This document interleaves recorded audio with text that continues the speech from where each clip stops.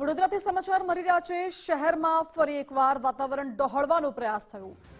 જૂની ગઢી વિસ્તારમાં પથ્થરમારાથી તણાવનો માહોલ ઊભો થયો છે। સોશિયલ મીડિયામાં ધાર્મિક પોસ્ટથી એક કોમે વિરોધ નોંધાવ્યો। જોકે મોટી સંખ્યામાં મુસ્લિમ સમાજના લોકો પોલીસ સ્ટેશન ધસી આવ્યા હતા। વડોદરા સિટી પોલીસ સ્ટેશન ખાતે ટોળું આવતા જ તણાવનો માહોલ સર્જાયો।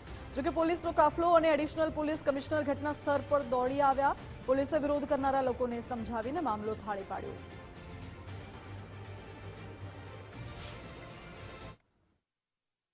એક ધાર્મિક લાગણી દુભાવવાનો બનાવ બન્યો છે, જે અનુસંધાને એક ગ્રુપના ટોળા સિટી પોલીસ સ્ટેશન ખાતે ખૂબ મોટી સંખ્યામાં આવી ગયા હતા, જેમાં આ વિસ્તારમાં થોડો માહોલ ગરમ થયો હતો, પરંતુ પોલીસની અલગ અલગ ટીમો અને બ્રાન્ચોની ટીમો અને સિનિયર ઓફિસર્સ જગ્યા ઉપર પહોંચી ગઈને આ આખો મામલાને શાંત કરવામાં આવ્યો છે। અત્યારે હાલમાં વિસ્તારમાં શાંતિ છે। પોલીસની તમામ જગ્યાએ ડિપ્લોયમેન્ટ છે અને પોલીસ આ ધાર્મિક લાગણી દુભાવવાના મામલે અને અન્ય જે બનાવ બન્યો છે એ મામલે કડક કાર્યવાહી કરી રહી છે।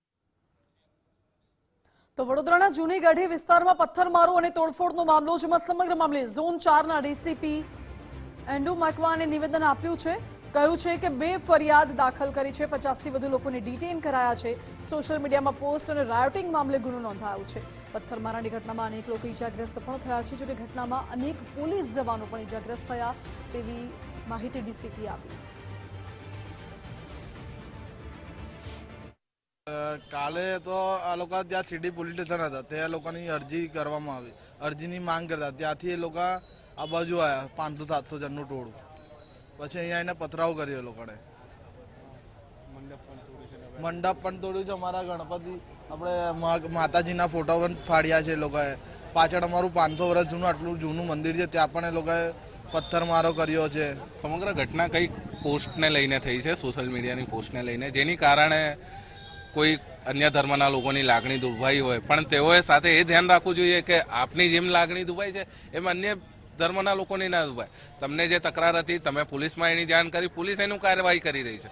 કાયદો અને વ્યવસ્થા બનાવી રાખવાની જવાબદારી આપ સૌ નાગરિકોની બી છે, પોલીસની બી છે। અને સાથે એ ટોળું અહીંયા આવીને તોડફોડ કરીને આટલો મોટો ભયનો માહોલ ઊભો કર્યો કે આજે નાના બાળકો છે એ સ્કૂલે જવા તૈયાર નથી, લોકો નોકરી ધંધે જતા વિચાર કરે છે, ક્યાંક ને ક્યાંક અમારી બહેનો છે, માતાઓ છે, જે શાકભાજી લેવા જવા વિચાર કરે છે।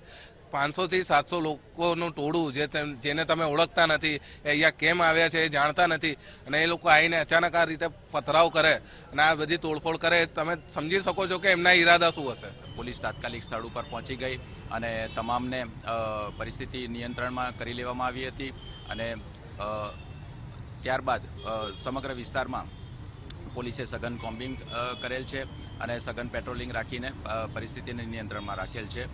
આ બનાવ સંદર્ભે કાયદેસરની કાર્યવાહી હાથ ધરવામાં આવી રહી છે। જે ઓબ્જેક્શનેબલ વિડીયોનો બનાવ છે એ સંદર્ભે એફઆઈઆર દાખલ કરવામાં આવી છે। જે રાયોટિંગનો બનાવ બનેલ છે એ સંદર્ભે પણ કાયદેસરની કાર્યવાહી કરીને એફઆઈઆર દાખલ કરવામાં આવી રહી છે અને અત્યાર સુધીમાં કુલ 50થી વધુ લોકોને ડિટેન કરવામાં આવેલ છે।